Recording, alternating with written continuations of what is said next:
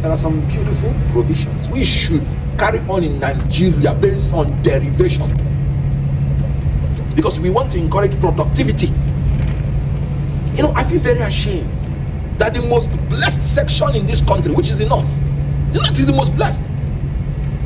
All the food we are eating, solid minerals. You can see how they are discovering oil. For such a region to even begin to look at south for survival tells you the level of incompetence and corruption of Nigerian leaders, because they are so blessed in everything. You know, because they are strategically located between the rainforest of the south and the Sahara from the Sahara desert. So their land is neither too much in this side or too much in this side. Very, very fertile land without fertilizer. So such a region is the region that will be insisting it must be based on derivation. And they just go to look at their land and bring out the beautiful lithium, gold, flowing like a river in the north. They don't need to catch cold whenever anybody sneezes. Derivation is the best method to encourage productivity, and I support it 100%. Then the tax reform bill, I think section 146, they said VAT will be increased from 7.5% to 10% to 12.5% to 15%. Where? Wickedness. People are dying of heavy loads, paying for increased fuel, paying for increased tariff, paying for increased this and that, paying for increased presidential jets, paying for increased presidential yacht, and they want to again put the burden of increasing VAT consumption on the people. Any provision in any tax that increases the burden on Nigeria by 1 kobo is a bad law and should be thrown away. Other countries in the world, they are reducing their VAT, and Nigeria want to increase everything. You know why? So that they can sponsor their lousy, voracious appetites. That is the only reason. Yours riding on presidential jets. You have presidential jets, so just to ride on big one, gold, bloated entrance, gold coated entrance.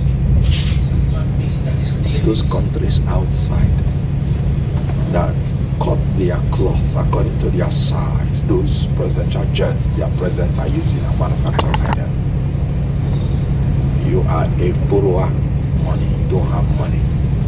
The people are hungry, and you're living a profligate lifestyle, and you want the people to be the one that you will export to pay for all those lifestyles. You have 48 ministers, majority of them doing nothing, and you want Nigerians to be taxed more.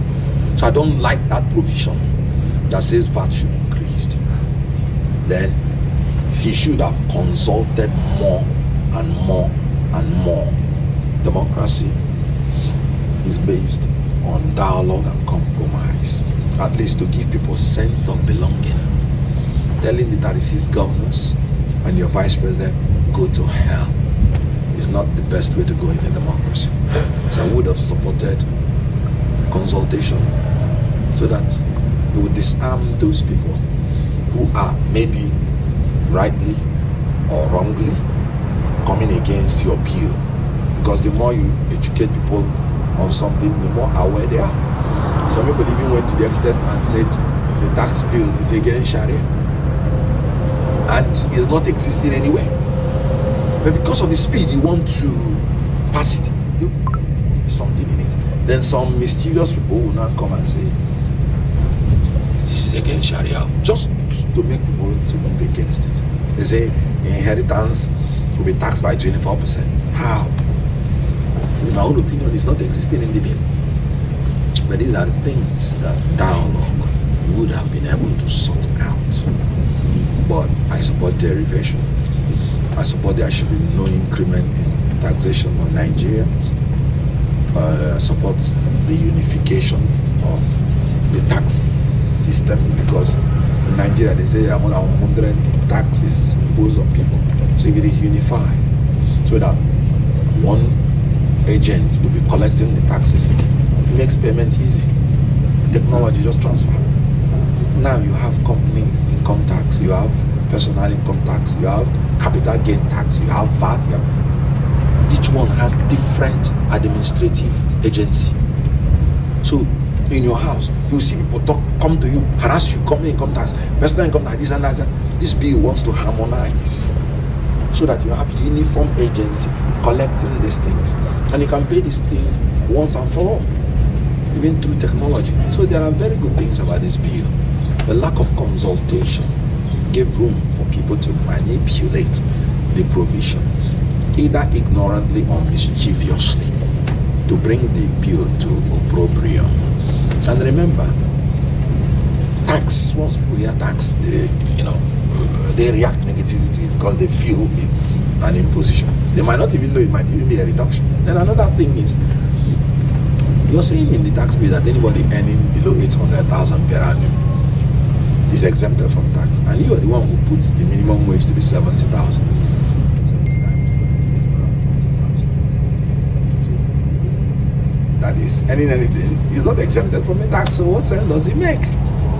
These are the things that consultation helps you to do, to point out to you the little embarrassing provisions, because eventually you give nobody any tax benefits.